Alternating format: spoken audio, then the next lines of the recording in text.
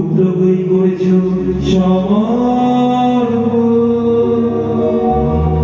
আদমের সেই পাপে সত্যই প্রয়োজন হয়েছিল, যা খ্রিস্টের মৃত্যুতে হয়েছে মার্জিত।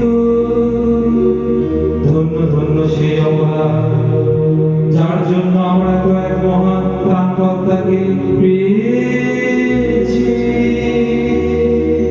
ধন্য ধন্য সেই রাত্রি, যে রাত্রি বিরতিতে খ্রিস্টের পুনরুত্থানের কালক্ষণের একমাত্র সাক্ষী।